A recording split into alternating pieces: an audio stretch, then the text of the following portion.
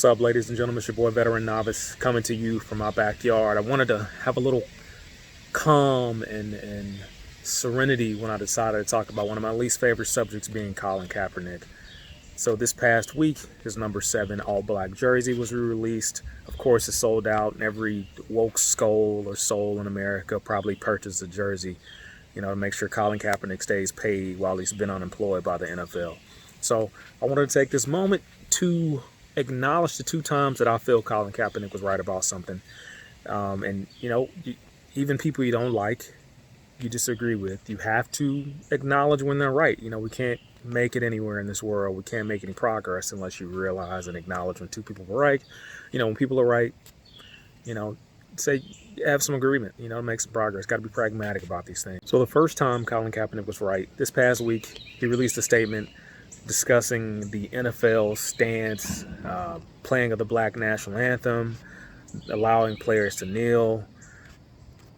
How it was just a statement. It was just a propaganda. Them using him in some of their, media promotion, advertisement, and saying, they're with the Black community. And he said it was just propaganda. And I totally agree. The NFL allowing players to kneel, it's ridiculous. Allowing them to put the names of criminals on the back of their helmets, another ridiculous thing the NFL has done. Putting these ridiculous statements in the end zone as if somehow this creates some sort of equality for anyone in America. Totally ridiculous. And players still kneeling for the national anthem. Again, totally agree with Kaepernick. It was all propaganda. He was right. The NFL messed up. You won't make any progress by putting some simple statements of equality in an end zone or on a field and to say you've changed something. That's really still going to be up to the individual. And them putting the names of criminals on the back of their helmets, whether they were killed justly or unjustly by police, I'm not here to debate that topic. I'm just saying it was all propaganda. So let us just watch some football this weekend. Thank you. And the second time Colin Kaepernick was right was when he started a program called Know Your Rights. It was a program designed to educate young Black kids in the inner city about, following commands of police, and teaching them, finances, knowing themselves, trying to stay educated. And what I wanted to take away from that is that he was actually teaching young Black teenagers, adolescents, how to properly follow commands, which is great because from every example we've seen of people being killed by police, at least, I don't want to throw out a percentage, but the majority of those have been people who did not comply.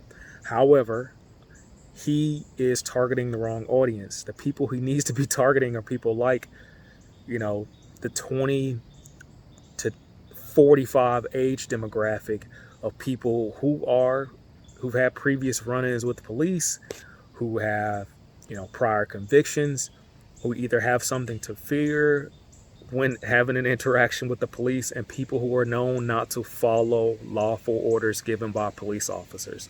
That's the demographic it should have been targeting. Most 12, 11, 13-year-olds aren't having run-ins with police.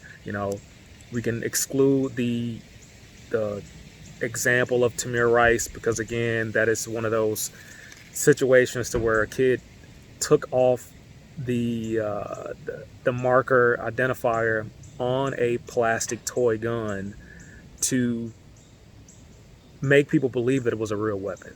And so what the police do, they responded when action, and Tamir Rice, unfortunately lost his life.